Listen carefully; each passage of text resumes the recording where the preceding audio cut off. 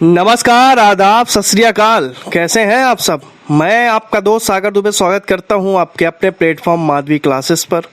भारतीय राज्य व्यवस्था की सीरीज हम अरिहंत मनोहर पांडे से चला रहे थे और यह यूपीएससी प्रीलिम्स की जो है अध्ययन पर आधारित है, यानी यूपीएससी प्रीलिम्स के सिलेबस पे आधारित है।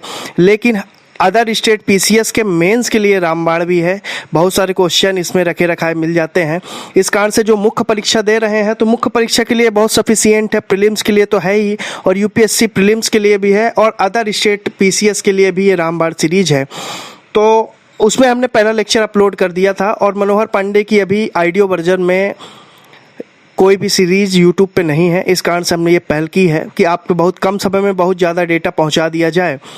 तो आइए शुरू करते हैं। पहला लेक्चर हमने अपलोड किया है, उसे जाके आप प्लेलिस्ट में देख लें और ये दूसरा लेक्चर होगा और इसमें आज हम बात करेंगे संविधान सभा की मांग जो 1940 में की गई थी, वहाँ से हम लेक्चर शुरू करेंगे। लेकिन लेक्चर शुरू करने से पहले यदि आप चैनल पर नए हैं तो चैनल को सब्सक्राइब करना ना भूलें, बेल आइकन को प्रेस कर दें ताकि जो बहुत सारी वीडियो हमारी इस पर डलती है उसका नोटिफिकेशन आपको समय समय पर मिलता रहे।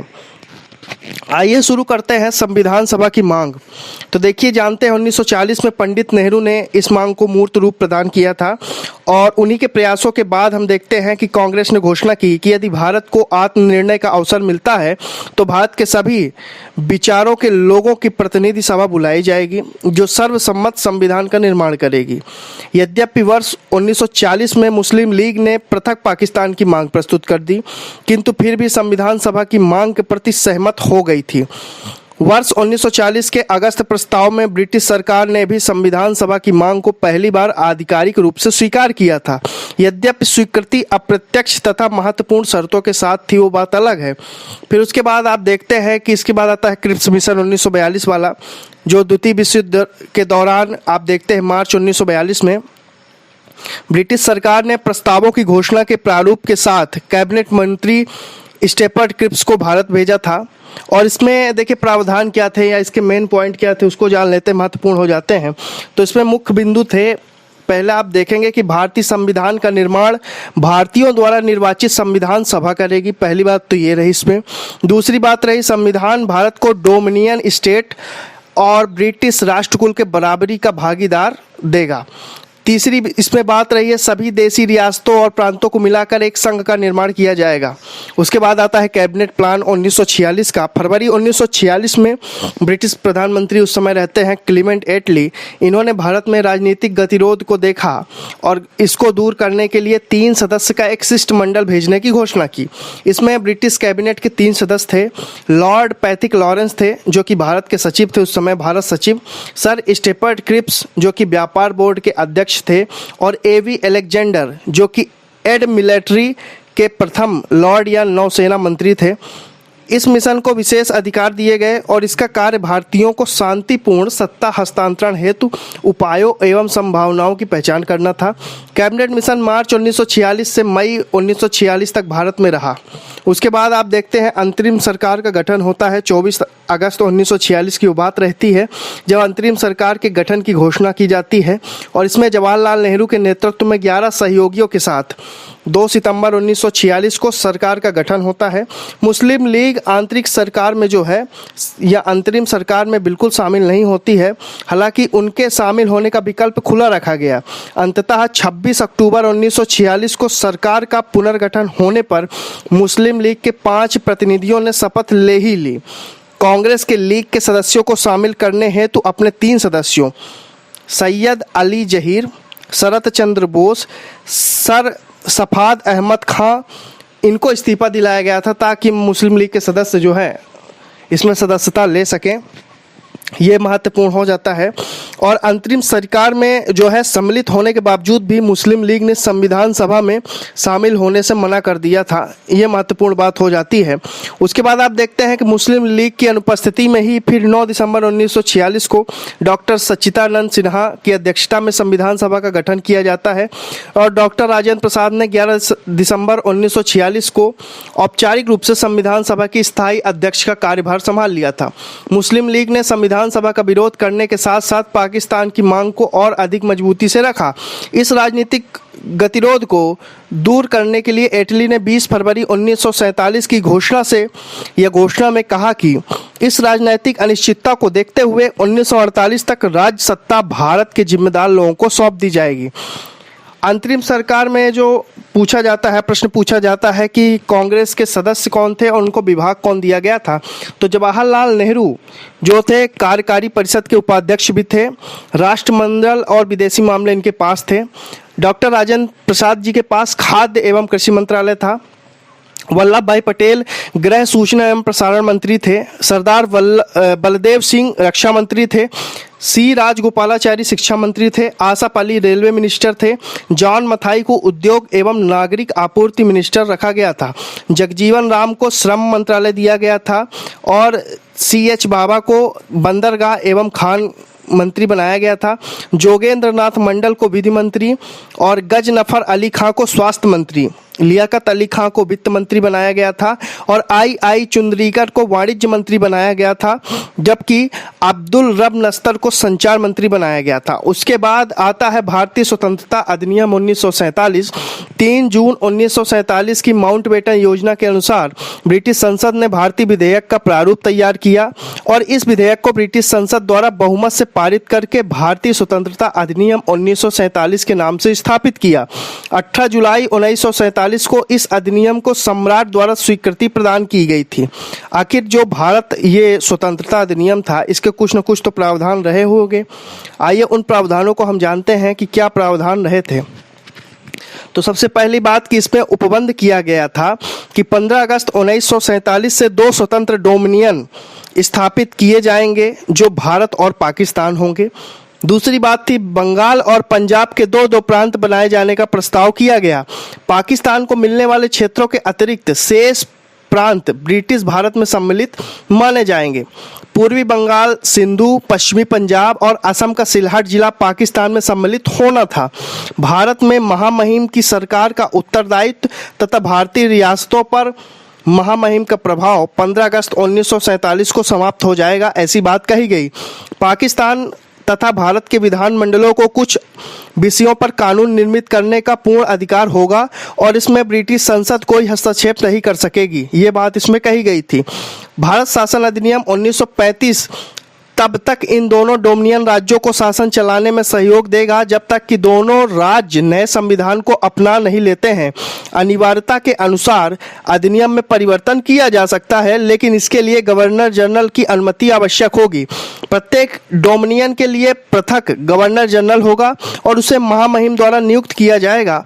उन समस्त अनुबंधों और संधियों को समाप्त कर दिया जाएगा जो महामहिम की सरकार तथा भारतीय राजाओं के मध्य में हुई थी।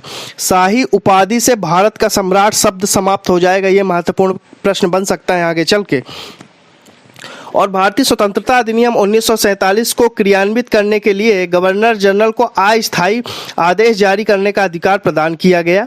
इसमें सेक्रेटरी ऑफ स्टेट की सेवाओं तथा ब्रिटिश स्थल सेना, भारतीय सशस्त्र बल, नौसेना, वायुसेना पर गवर्नर जनरल की सरकार का अधिकार क्षेत्र जारी रहने की शर्तें निर्दिष्ट की गई थी। इस प्रकार भारतीय स्वतंत्रता अधिनियम 1947 के द्वारा 14 से 15 अगस्त को भारत तथा पाकिस्तान नामक 2 डोमिनियनों का गठन कर दिया गया। अब स्वतंत्र भारत का पहला जो मंत्रिमंडल में बना उसमें किसको कौन सा विभाग दिया गया, ये महत्वपूर्ण क्वेश्चन बनता है।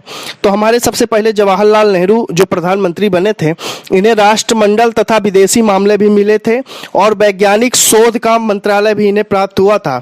वल्लभ भाई पटेल गृह सूचना प्रसारण और राज्यों के एकीकरण के मंत्री बने थे। राजेंद्र प्रसाद खाद्य एवं कृषि मंत्री पिछली बार भी थे, इस बार भी हैं। और शिक्षा मंत्री में इस बार जो है राजगोपालाचारी की जगह शिक्षा मंत्री बनाए गए थे मौलाना अबुल कलाम आज़ाद। जॉन मथाई को रेलवे एवं परिवहन मिनिस्ट्री दी गई थी। R.K. षणमुख शेट्टी को वित्त मंत्रालय दिया गया था। अंबेडकर जी को विधि मंत्रालय दिया गया था। जगजीवन राम को श्रम मंत्रालय, सरदार बलदेव सिंह को रक्षा मंत्रालय, राजकुमारी अमृता कौर को स्वास्थ्य मंत्री बनाया गया था। C.H. बाबा को वाणिज्य मंत्रालय दिया गया था। रफ़ी अहमद किदवई ये संचार मंत्री थे। डॉक्टर श्यामा प्रसाद मुखर्जी उद्योग एवं आपूर्ति मंत्री थे और B.N. गॉडगिल ये कार्य खान एवं ऊर्जा मंत्री थे। अब संविधान सभा की बात आती है, संविधान के निर्माण से संबंधित इसकी ऐतिहासिक पृष्ठभूमि का क्वेश्चन बनता है कि इसकी ऐतिहासिक पृष्ठभूमि बताइए। तो चलते हैं भारतीय संविधान सभा की ऐतिहासिक पृष्ठभूमि। भारत में संविधान के निर्माण की जो संकल्पना है राष्ट्रीय आंदोलन से जुड़ी हुई है और भारत के संविधान सभा का निश्चित उल्लेख जो है भारत शासन अधिनियम 1919 के लागू होने के बाद वर्ष 1922 में महात्मा गांधी के द्वारा किया गया था। मोतीलाल नेहरू की अध्यक्षता में गठित समिति में 10 अगस्त 1928 को एक रिपोर्ट पेश की गई जो नेहरू रिपोर्ट के नाम से जानी जाती है। 17 मई 1927 को कांग्रेस के मुंबई अधिवेशन में मोतीलाल नेहरू द्वारा एक प्रस्ताव पेश किया गया जिसमें कांग्रेस के केंद्रीय तथा प्रांतीय विधानमंडलों के निर्वाचित सदस्य व राजनीतिक दलों के नेताओं के परामर्श से भारत के लिए एक संविधान निर्माण का आह्वान किया गया था। संविधान की रचना के लिए संविधान सभा का विचार सबसे पहले 1934 में स्वराज्य पार्टी ने दिया था। जून 1934 में कांग्रेस कार्यकारिणी द्वारा औपचारिक रूप से वयस्क मताधिकार के आधार पर निर्वाचित संविधान सभा के गठन व संविधान सभा द्वारा संविधान तैयार किए जाने की मांग की गई थी। अब संविधान सभा की रचना की यदि हम बात करते हैं तो भारत के संविधान का निर्माण एक संविधान सभा द्वारा किया गया था जिसकी स्थापना कैबिनेट मिशन योजना 1946 के अंतर्गत की गई थी। संविधान सभा के कुल 389 सदस्य थे जिसमें से 292 प्रांतों के प्रतिनिधि थे। 4 आयुक्त प्रांत थे जिसमें चीफ कमिश्नर प्रोविंस दिल्ली थे, अजमेर, मेरठ, कुर्ग और बलूचिस्तान के थे। इनके प्रतिनिधि थे 4 और 93 देसी रियासतों के प्रतिनिधि थे। संविधान सभा की पहली बैठक जैसा कि सब जानते हैं 9 दिसंबर 1946 को हुई तथा वरिष्ठतम सदस्य थे डॉक्टर सच्चिदानंद सिन्हा। इनको अस्थायी अध्यक्ष चुना गया। फिर बाद में 11 दिसंबर 1946 की बात है जब संविधान सभा को स्थायी अध्यक्ष डॉक्टर राजेंद्र प्रसाद के रूप में प्राप्त हो गए तथा एस.सी. मुखर्जी को उपसभापति नियुक्त किया गया एवं आप देखेंगे बी.एन. राव को संविधान सभा के संवैधानिक सलाहकार यानी कॉन्स्टिट्यूशनल एडवाइजर के पद पर चुना गया था।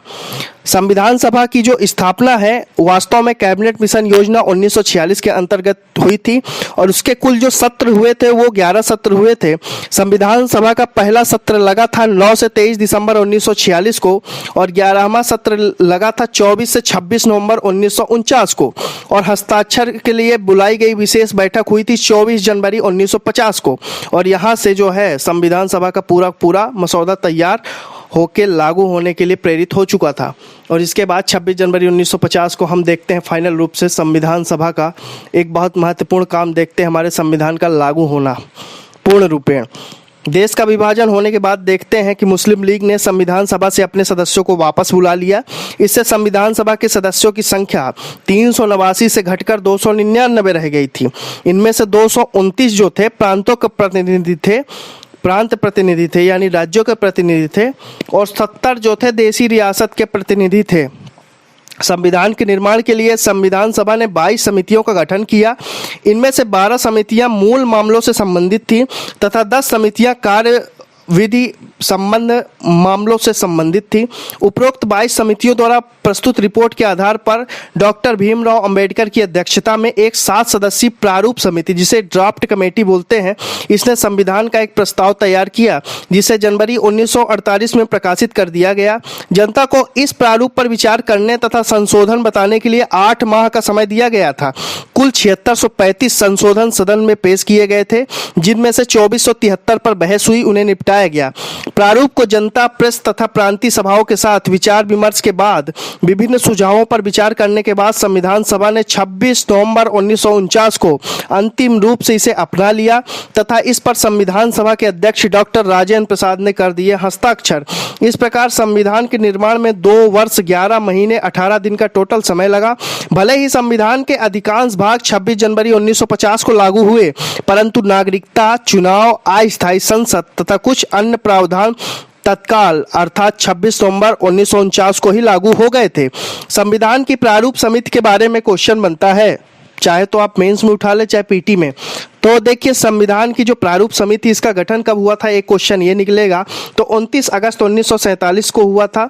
इनके अध्यक्ष थे डॉक्टर भीमराव अंबेडकर और सदस्य में देखेंगे तो एन गोपाल स्वामी आयंगर, के एम मुंशी, बी एल मित्र जो है एन माधवन राव की जगह नियुक्त किए गए थे, क्योंकि अस्वस्थ होने के कारण त्याग पत्र दे दिया था और उनके ये बीएल मित्र जो हैं इनके स्थान पर अस्वस्थ होने के कारण त्याग पत्र दे दिया और उनके स्थान पर फिर बाद में एन माधवन राव को नियुक्त किया जाएगा।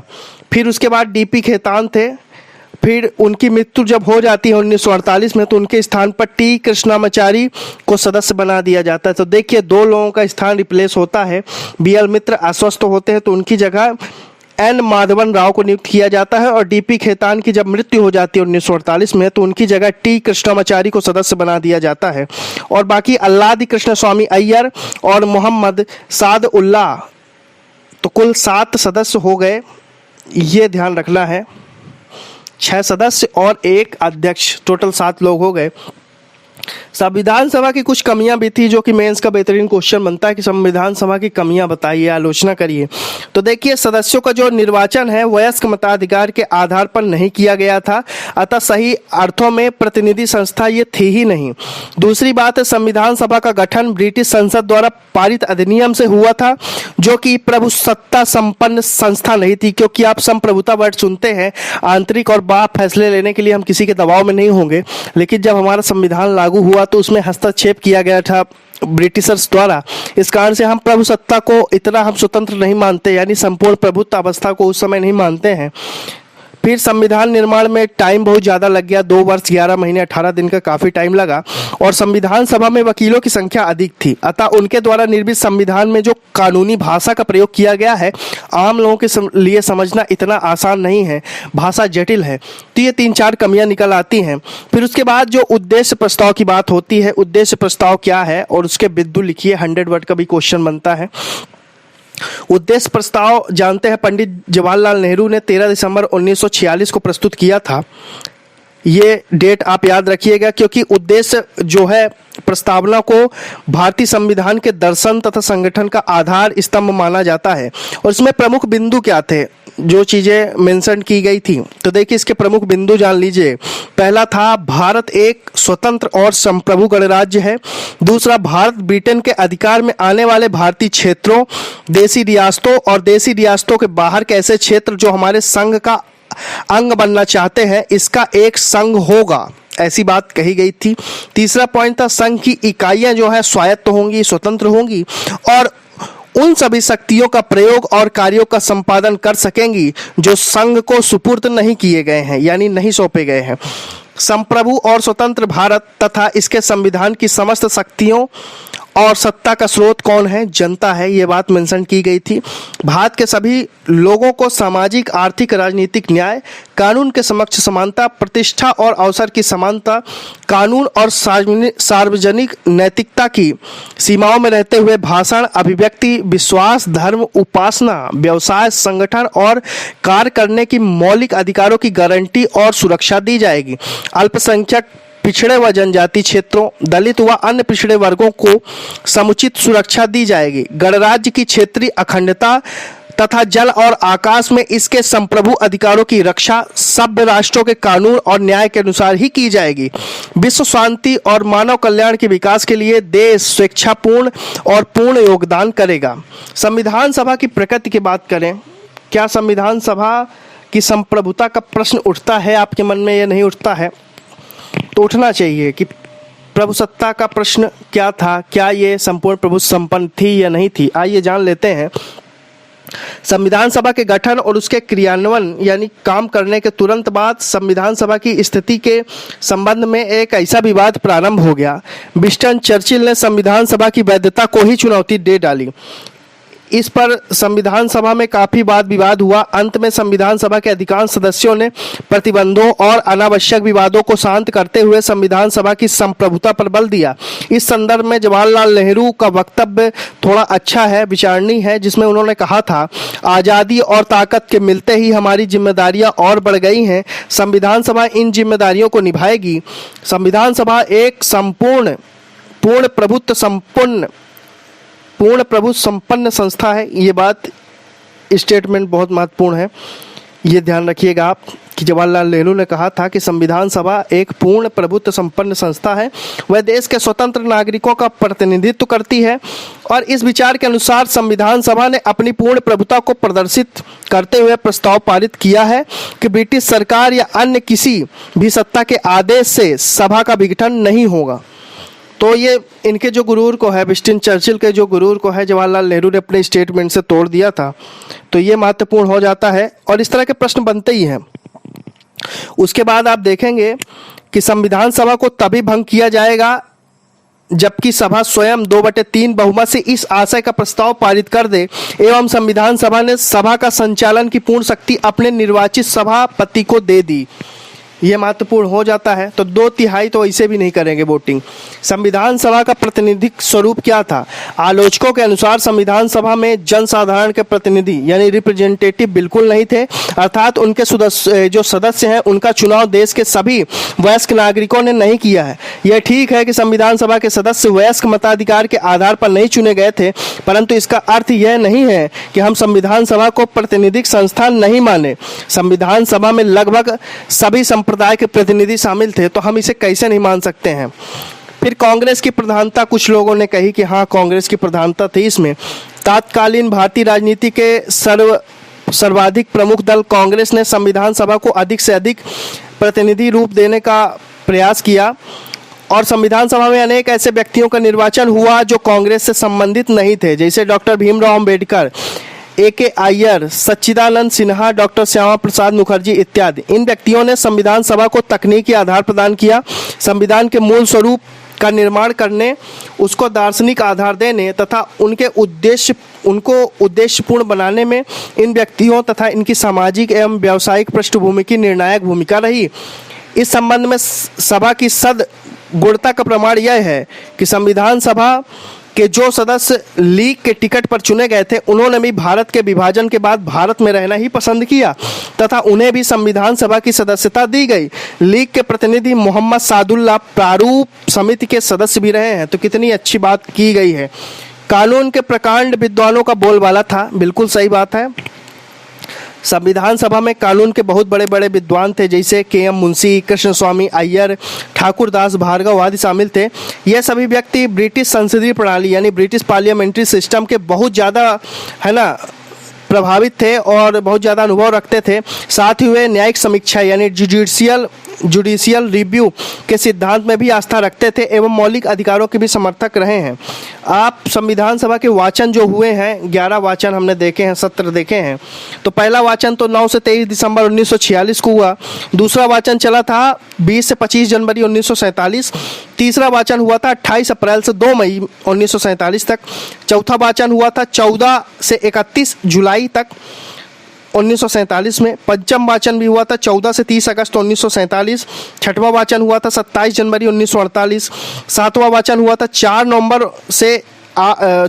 1948 से पहुंच गया था 8 जनवरी 1949 तक। आठवां वाचन हुआ था 16 मई से 16 जून 1949 में। नौवां वाचन हुआ था 30 जुलाई से 18 सितंबर 1949 में। 10वां वाचन हुआ था 6 से 17 अक्टूबर 1949 में और 11वां वाचन हुआ था 14 से 26 नवंबर 1949 में। विभिन्न समितियों और उनके प्रमुख की बात करें, जो कि प्रमुख पीटी का क्वेश्चन बनता है हर एग्जाम में। अभी छत्तीसगढ़ पीएससी का एग्ज़ाम है, यूपी पीसीएस का एग्ज़ाम है, यूपीएससी का एग्ज़ाम है, मध्य प्रदेश का भी एग्ज़ाम है, एमपीपीएससी का। तो इन सब में ये महत्वपूर्ण प्रश्न बनता है कि प्रारूप समिति के अध्यक्ष कौन थे? वो थे डॉक्टर भीमराव अंबेडकर। संचालन समिति के प्रमुख कौन थे? डॉक्टर राजेंद्र प्रसाद। वित्त एवं कर्मचारी समिति के प्रमुख कौन थे? डॉक्टर राजेंद्र प्रसाद थे।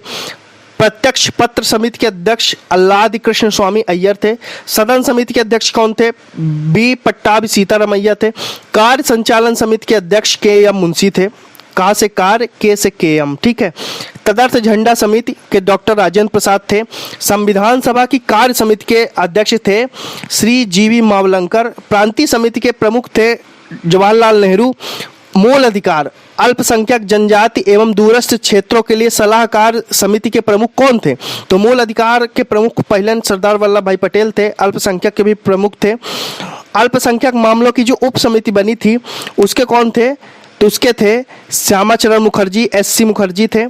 मूल अधिकार के लिए भी उप समिति बनी थी जिसके थे जे.बी. कृपलानी, और उत्तर पूर्व यानी नॉर्थ ईस्ट, सीमांत जनजाति क्षेत्र तथा असम के दूरस्थ एवं आंशिक दूरस्थ क्षेत्र के लिए उप समिति, है ना, नॉर्थ ईस्ट के लिए जो उप समिति बनी थी उसके थे गोपीनाथ बरदलोई। संघीय कार्य समिति के थे जवाहरलाल नेहरू, और संघीय संविधान समिति के थे जवाहरलाल नेहरू। तो संघीय जहां वर्ड आता है वहां तो जवाहरलाल नेहरू थे ही। संविधान का प्रारंभ कब हुआ? भारत का संविधान 26 नवंबर 1949 को अंगीकृत किया गया, जबकि यह 26 जनवरी 1950 को पूर्णतः लागू हुआ। 26 जनवरी को ही इसके लागू होने के पीछे जो कारण निहित था वह था कि सबसे पहले 30 दिसंबर 1929 को कांग्रेस के लाहौर अधिवेशन में इसके अध्यक्ष पंडित जवाहरलाल नेहरू ने राष्ट्रीय आंदोलन का लक्ष्य स्वराज में बदलकर पूर्ण स्वतंत्रता घोषित किया तथा 26 जनवरी 1930 को स्वतंत्रता दिवस मनाने की घोषणा की, जिसके तहत इस तारीख को प्रथम स्वतंत्रता दिवस मनाया गया। और इस दिवस की गौरवशाली स्मृति को संजोए रखने के लिए तथा इतिहास में इसकी प्रासंगिकता को बनाए रखने के लिए स्वतंत्र भारत के संविधान को इसी दिन लागू किए जाने का निर्णय संविधान सभा ने किया था। अनुच्छेद 395 के अंतर्गत संविधान के लागू होते ही भारत सरकार अधिनियम संविधान के द्वारा प्रतिस्थापित हो गई। इसके साथ ही संविधान सभा ने संविधान निर्माण के अतिरिक्त कुछ विशेष विधायी कार्य भी संपन्न कराए, जैसा कि 1949 में भारत द्वारा कॉमनवेल्थ देशों के संगठन की सदस्यता की अभिपुष्टि की गई।